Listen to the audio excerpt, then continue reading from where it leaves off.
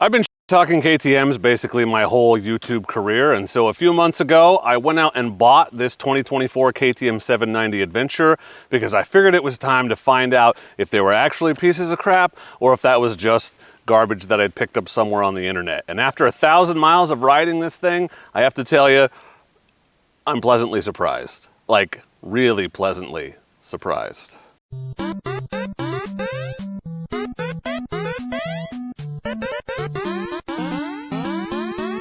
This video is sponsored by Flying Eyes, makers of these fabulous glasses that I'm wearing at the moment, and we'll talk more about that in just a bit. This is my 2024 KTM 790 Adventure. I've got 1,000 miles on it. I have ridden it up and over the pass. I've ridden it on parts of the Oregon BDR, so I've been able to take it on some various different types of off-road terrains, as well as spend a bunch of time on it on the highway. So I feel like after 1,000 miles is a good time to deliver what I hope is a fairly comprehensive review from the perspective not of one of these KTM people who loves every single thing KTM does and completely ignores all the faults, but rather the opposite, from the perspective of someone who is predisposed to dislike KTMs because I'm a Honda guy and reliability is paramount to me. Let's start out with just some specs, stats and specs on the 2024 790 Adventure, just so we're all on the same page. The 2024 KTM 790 Adventure has a 799cc engine with a 6-speed transmission, a 43mm WP Apex fork. It's preload adjustable with 7.9 inches of travel. In the rear is a WP Apex monoshock, also preload adjustable only with 7.9 inches of travel. The seat height is 33.8 inches. It has 9.1 inches of ground clearance, a 5.3 gallon fuel tank, and a claimed curb weight of 438 pounds. It's available in 2 colorways, black and white. You can connect it to the KTM Connect app. For 2024, they added a 20% heavier crankshaft that is supposed to give smoother low RPM performance, which was one of the biggest complaints about the previous model. It has a 6-axis IMU, cornering traction control, and cornering ABS, 3-mode standard, street, off-road, and rain. If you get the tech package, you can add the optional rally mode, cruise control, and a quick shifter, and starting MSRP for this bike is $10,990. Speaking of the tech pack, no conversation about this bike or any brand new KTM bike would be complete without talking about demo mode. Demo mode is a pretty controversial free trial of everything in the tech pack. You get 900-ish miles of cruise control, quick shifter, and that rally mode, and then if you don't pay to, quote, unlock it, it goes away and you no longer have access to those features. So people are of two minds about this. The first camp, which is admittedly the smaller one, is like, you get to try the features before you pay for them and you're not paying for stuff you're not going to use. While most people are in the other camp saying, this bike already has those things, why are you extorting money out of me to unlock what's already on my motorcycle? This is not a video about demo mode, but just know you go test ride the thing and things are going to be unlocked that you have to pay extra to unlock, and that unlock is around $700 to $900, so you kind of have to add that to the price of the bike if you're planning on getting all of the features. But if you're not planning on using rally mode, and you don't really need to because the off-road mode is pretty good, and or you don't need cruise control, you could get away with buying this bike. It'll take you anywhere you want to go. Those features are not what I'd call essential, they're just very nice. It's also something that you could spend the money on the bike and then save up to buy the tech pack later, so I guess there's an advantage there. The 790 is what we call a mid-size adventure bike. In fact, it was one of the very first mid-size adventure bikes. Some would argue that KTM sort of invented that segment, and it's a very smart segment because you get all the highway benefits of an adventure bike, but it's a lot easier to ride off-road because it's lightweight and all of that. Let's compare it to a couple other mid-size adventure bikes that cost about the same amount. This is helpful for a point I'm going to make later. So first up, let's talk about the Transalp 750. The Transalp has a smaller engine. It has ride modes, but no off-road mode, no 6-axis IMU, smaller ground clearance, smaller fuel capacity. It's 20 pounds heavier. You cannot get cruise control. It's not factory and you can't unlock it. It has worse ground clearance and it is $99.99 MSRP. Tenere 700 has a smaller engine, taller seat height, but barely. A better ground clearance, again, it's less than an inch. It has a smaller tank. It's slightly heavier if you trust those curb weights from the manufacturer. It's pretty close. No 6-axis, no modes at all, just ABS on and off, no cruise control available, and the Tenere 700 in 2024 for is $10,799 US. Another bike that is similar, has a lot of the same features, is the Tuareg 660. That bike has a much smaller engine, better ground clearance, barely. It is lighter at 412 pounds. It has the same seat height, basically, a smaller tank. It has 4 ride modes stock, including 1 user configurable, similar to the rally mode here on the 790. It does not have the 6-axis IMU, which means it has no cornering ABS or traction control, and it is $12,299 US, which means even with the tech package, which is what brings you up to similar level of features as the Tuareg, the 790 is still technically cheaper. Not by a lot, but it is. If you want to get that 6-axis IMU that you need for cornering ABS and cornering traction control, you have to go up to a bike like a BMW 800 or 900, the Desert X, the Pan America, Honda Africa Twin, the V-Strom 1000 or 1050, or the Tiger 900. The cheapest of those bikes is probably the 800 GS, but at 500 pounds, I don't really consider it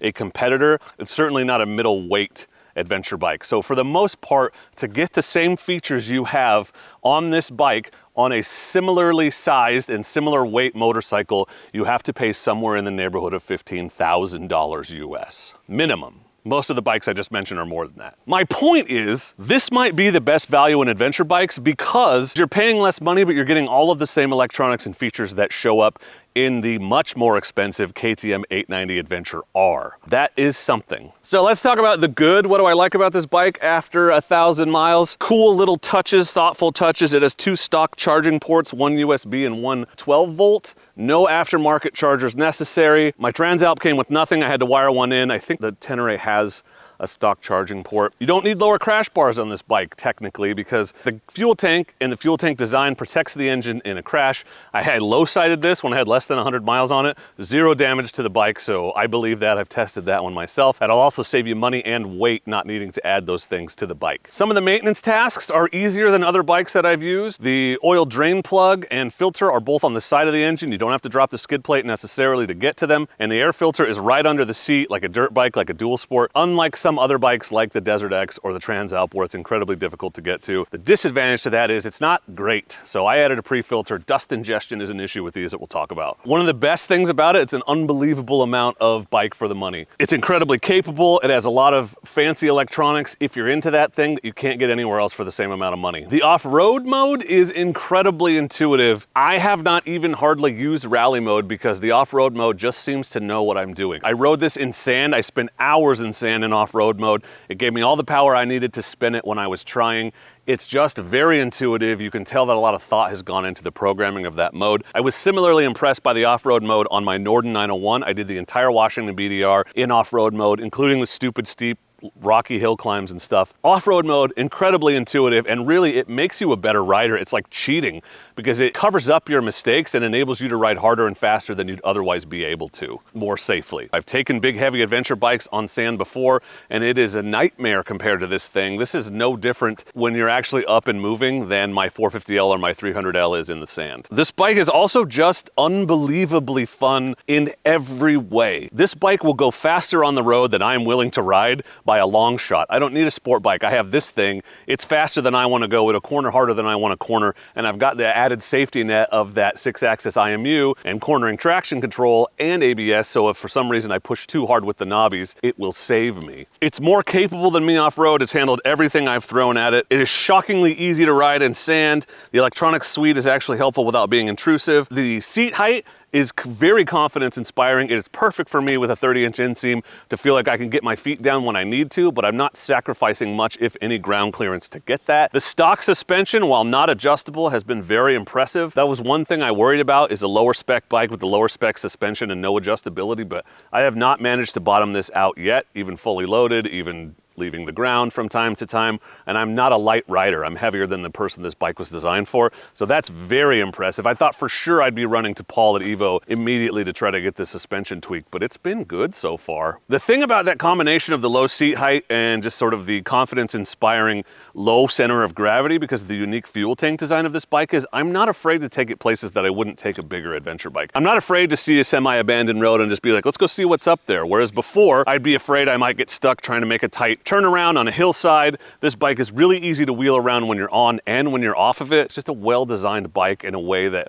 nothing else that I've ridden really compares with. There are some things that are close, but this thing is just 5% better than anything else I've used in most situations. Also, the aftermarket for this thing is massive. You can find all kinds of stuff. I got a ton of parts on here from our friend Andrew at Vinash Motorsports. He makes some of the best stuff for this bike. I've got a skid plate from Outback Motor Tech ready to go on. Everybody makes parts for this. Everybody has been making parts for this. This is a very popular bike worldwide. It is not difficult to find what you need for it and customize it to your liking. Speaking of customizing to your liking, the glasses plus helmet combo has never been a thing that's worked well for me. They're always getting shoved into my temple or knocked crooked by the helmet and or getting pushed down my nose as I ride. Even when they did work, I'd get out on a ride and need sunglasses and not be able to wear them. So when I started working with Flying Eyes, the first thing I asked for was a pair of prescription glasses, and these things are a game changer. The ultra thin arms fit perfectly under a helmet. The flexibility and durability of these frames mean that there is nothing digging into your temples at any time. They're incredibly durable. I'm not afraid of dropping or breaking them or even dropping the bike onto them while they're in my luggage, which means they can come on all of my adventure. The magnetic sunglasses that are available on many models mean versatility. I can wear glasses all day and swap quickly to sunglasses when needed and back when no longer needed. You can get prescription glasses from Flying Eyes using your FSA or your vision insurance in most cases, or you can buy the frames from them and have them filled with lenses by your favorite local optometrist. If you want to try on several different frames and see how they look, you can order a try-on kit, have it shipped directly to your house, try on a bunch of different frames, and send them back, and they will send you a custom set of glasses in the mail. These are the Luzons, and I like them a ton, but all Flying Eyes frames are prescription glasses compatible,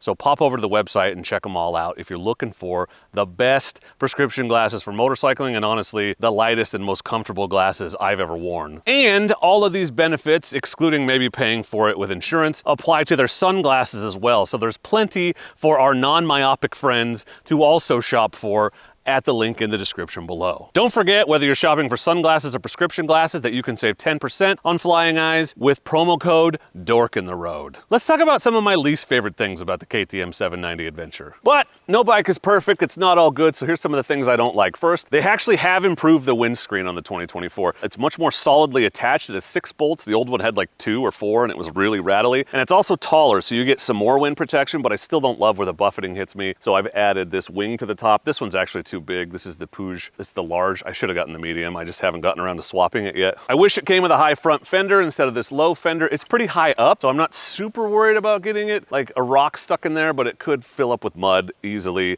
if I was in some super sticky Southern Oregon, Eastern Oregon mud. I wish there was a high fender factory option like there is on the R. You can, of course, buy one aftermarket, and I may do that, but that means rearranging brake lines and stuff. I just want that high fender because it adds a little performance and it also just looks better, in my opinion. The stock bar height is a little lower than I like, and this bike is ugly as hell from the front. The side view that you can see here has been much improved. They did a refresh, I think in 23, on the 890s and the 790s. I really like the side profile a lot more, but I just do not like the look of this ugly ass headlight. It is what it is. It's what you're getting. It doesn't really matter because I can't see it while I'm riding, but if we're talking about cons, it's not a bike that I look back and go, damn, that's a good looking bike. Some might say this is an advantage, but for me, it makes me ride like an asshole. We've talked about this before, but on a bike this fast and this capable, particularly on the road, I just hate being behind cars. I will pass people in places where maybe I shouldn't, and or pass multiple people because you have unlimited acceleration in an instant. And so it's hard to not want to take advantage of that. I know it's not safe. I'm not advocating for that. This is not me being like, ride like a dick. It's awesome. I'm just saying the temptation is there with this bike in a way that it isn't when I'm out on my 300L, or even the Transalp doesn't have the instant passing power that this bike has. And it really makes me want to push it hard in the corners and go faster and get places faster. You just have to fight that urge a little harder on a bike as fun to ride as this. Maintenance costs are a concern. I got that oil change. I did a whole oil change video. It was ridiculously expensive just for an oil change. If you want to get your warranty extended, you have to have all your maintenance done at the dealership. So that's going to be an expensive sort of ongoing expense. Now, the oil change intervals are long enough that you can do it probably yearly, depending. Maybe it's twice a year for some of you that do a lot of long trips. But for me, with multiple bikes, yearly is plenty often. So it is expensive, but at least it's not like all the time, but it's not cheap to have it serviced at the dealership. I hear that's pretty common these days with new bikes, but just, again, something to be aware of. They'll extend your warranty an additional 2 years if you have all your services done at the dealership, which is worthwhile, in my opinion, on a bike with reliability concerns. Also, it's made in China by CF Moto, so if you have a problem with Chinese manufacturing, then this bike is not going to be on your list. Again, I'm not here to discuss politics, I'm here to discuss motorcycles, but it is difficult to avoid. Almost all the major manufacturers do some of their manufacturing overseas, so take that with a grain of salt, but it is something to be aware of. The 2024 is made entirely in China by CF Moto. It says so right on the side of the engine. And the biggest con with this model in particular, as well as KTMs in general, is persistent reliability issues. Now, again, grain of salt all this, I've had zero problems with this bike. I only have 1,000 miles on it. All new bikes are good, I hope, but I'm just going off of anecdotal evidence, but boy, is there a lot of anecdotal evidence. Like the KTM 790, 890 failed camshafts group on Facebook, which has almost 10,000 members. So camshaft failure is a very consistent issue with these. They're made of a soft metal that it grooves it, I guess. KTM has responded to those claims. They claim that they've made some changes to the 24 and I think the 23 models that have eliminated that. I don't know if it's eliminated it, but it should mitigate it some according to what they said. But still, these camshaft issues continue to be persistent. Now, when I hear a bike is unreliable, that's one thing, it's anecdotal. When I hear the same issue over and over and over again, that is worth paying attention to. So just know, long term, if you plan on putting tens of thousands of miles on this bike, that is something to be aware of, and that's why I say extending that warranty out for an extra 2 years is really probably worth it. Dirt ingestion is another issue on these. My buddy John in Canada has a Norden 900, which is similar engine design. It's the same design, it's just bigger. He's on his 3rd engine replacement with that. I have a couple other friends that have had that same issue who wouldn't appreciate me saying who it was. Getting dirt into the engine is something to really be concerned about with these bikes, and it comes in weird places. I added a pre-filter to this just because I'm paranoid about it, and I like the way it makes the intake noise sound, but just know that's another issue to be aware of. Obviously, this is not empirical data. Maybe it's hit or miss. Maybe it's 1 in 10,000. I don't know, but what I'm saying is it's a concern with a KTM that you don't hear about necessarily with bikes like a Honda or a Suzuki or a Yamaha. So just know that going in. Don't be shocked if something happens. So what's the final conclusion? The word from a KTM hater about owning a KTM 790 Adventure for 1,000 miles. Well, I think there's 2 types of people, or 2 different kinds of reviews / commentary you see, both like online in a video and also just when you talk to people. Some people like that have owned KTMs, that only buy KTMs, you go up to them and you say, but I heard they're unreliable, and they're like, nah, it's not that bad. It's not that bad, it's overblown. And I think we can safely say there are more issues, or at least more conversation about issues, than there are with some other bikes. There's always that persistent nagging fear in the back of your head that it's not gonna start when you turn the key, that it's gonna leave you stranded somewhere, that it's gonna have a very expensive repair that you're gonna have to pay a lot of money for. Now, having said that, after owning this one, and I owned the Norden before I owned a KTM or that Norden, I didn't understand why anyone would put up with that. Why wouldn't you just buy a Honda that you know is gonna start every time? But now I've ridden one, and I will tell you this is more fun than basically anything else I've ever ridden. The KTMs, or at least this KTM and the ones I've ridden, have an edge. They're 10 or 15% more fun than other bikes that you have ridden that do the same thing. For some people, that is more than worth putting up with all of the concerns and potential extra costs. For some people, that is 100% worth it, and they will do whatever it takes to get the most performance or have the most fun, have the most capable motorcycle. And it's hard to argue that this KTM or these KTMs aren't that. And what's crazy is, as a KTM hater, or a previous KTM hater, I'm starting to understand it. I don't love that I understand it, but I'm starting to understand why you would put up with that. Why you would downplay it in the way that KTM owners tend to. They tend to just brush it off like whatever it is, what it is.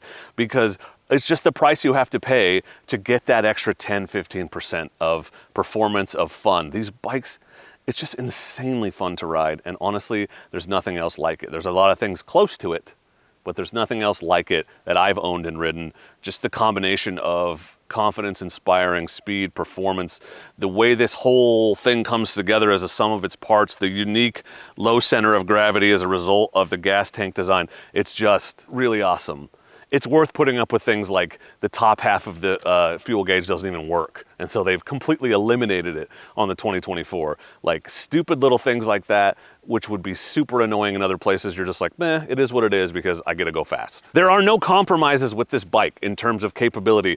It is one of the most comfortable and capable bikes I've ridden on the street. I would take it to frickin' Massachusetts and back tomorrow, but the second you leave the pavement and flick it into off-road mode, it is unbelievably capable there too. You're giving up almost nothing, and most bikes have a compromise one way or the other. Most bikes are a 70-30 or a 60-40. This bike is like an 80-80. Is it as good as a 500 EXCF off-road? No, but it's 80% as good. Is it as good as a frickin' Goldwing on the highway? No, but it's 80% as good. It is unbelievably good. If there were no reliability questions, if you knew that this bike would run forever perfectly, there would be no reason to buy anything else unless you just couldn't handle the extra power of this bike. But even then, you can put it in rain mode or something and ride it around for a while. The problem is that's not the case. So yes, it is probably the best, most capable, most fun, mid-size, mid-range adventure bike I've ever ridden, but it does not give you peace of mind. There is zero peace of mind. Many KTM owners just dismiss the potential reliability issues and costs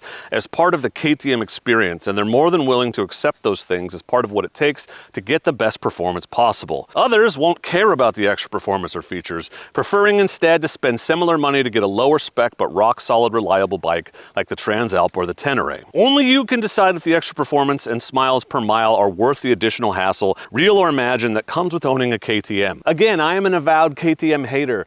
I want this thing to fail to prove I haven't been wrong all these years, so I'll keep riding and testing it. Go ahead and subscribe if you want to see how that goes if it eventually does let me down. Still, and it pains me to admit it, I'm starting to get it. I'm starting to understand the KTM owner mindset. I'm starting to say things like, oh, well, yeah, it might cost a little bit more for an oil change. Sure, you know, I don't trust it 100%, but that doesn't really matter. I'm starting to get it, and I don't like admitting it. So have you owned a KTM 790 Adventure, particularly interested in the refreshed models and how the ownership experience has been there, but also I'd love to hear about your older ones, your 2020s and above. Please let us know in the comments so people can make the most informed decisions possible. If you want to see more dual sport and adventure bike reviews, adventures, and other content, please consider subscribing to the channel, because I'm the dork in the road and I want to be your internet riding buddy, and I'm better than your regular riding buddies because I come with a mute button. I want to say thank you one more time to our sponsor, Flying Eyes, for this video,